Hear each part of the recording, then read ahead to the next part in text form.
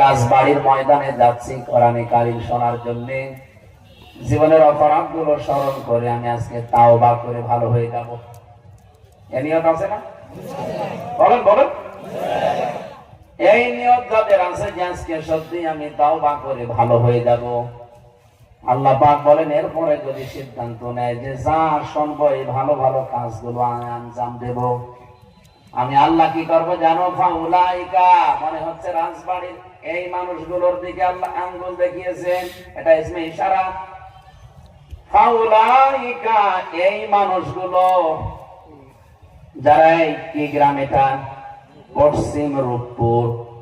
এই রূপপুরে যারা বসে আছে কোরআন শোনার জন্য, ইউবাদদিলুল্লাহু সাইয়্যাতিহিম হাসানাত, এদের জীবনে যত অপরাধ ছিল সব আমি আল্লাহ আজকে গুনাহগুলো মাফ করে ক্ষান্ত হব না, ওই জায়গা নেকি দিয়ে পাল্টিয়ে দেব। সুবহানাল্লাহ। শব্দটা এখানে আছে বাদদালা ইউবাদদিলু তাবদীলান ফাহুয়া মুবাদদিলুন। বাংলা অর্থ দাঁড়াচ্ছে পাল্টিয়ে দেবেন আল্লাহ।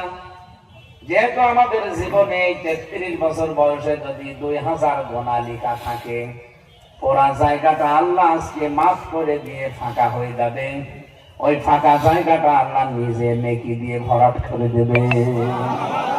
বলেন বলেন।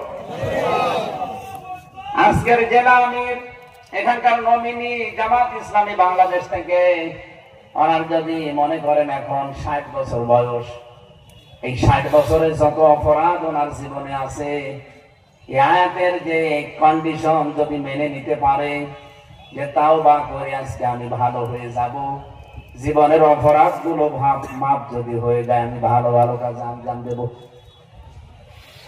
আল্লাহ তাআলা বলেন একটা গোনা বাকি থাকবে না। নুরুল ইসলামের পুরা গোনাটা আল্লাহ ফাঁকা করে নেকি দিয়ে পাল্টিয়ে দেবে। সুবহানাল্লাহ। 60 বছরে যত গোনা করেছিল পুরাটা শেষ, আল্লাহ বদল করে ওই জায়গাটা কিছু না কিছু দেবে। তার মানে সাইয়্যাতিহিম হাসানাত, দুইটাই বহু বছর। আপনি গোনাও করেছিলেন বহু, সওয়াব আল্লাহ দেবে বহু। এখানে আর একটা বিষয় জানার আছে, আমরা বহু মানুষ এখানে অলরেডি সুবহানাল্লাহ আলহামদুলিল্লাহ করে ফেলেছি, কিন্তু কাদের জন্য এই সুসংবাদ আল্লাহ দিয়েছেন? 1 নম্বরে ইল্লা মান তাবা, যে ব্যক্তি তাওবা করার নিয়তে এসেছেন। তাওবা কারে বলে? বাংলাদেশের বিভিন্ন জায়গায় আমরা দেখি বিভিন্ন দরবারে মানুষ গেলে আগে তাওবা পড়ায়, আস্তাগফিরুল্লাহ, হা রব্বি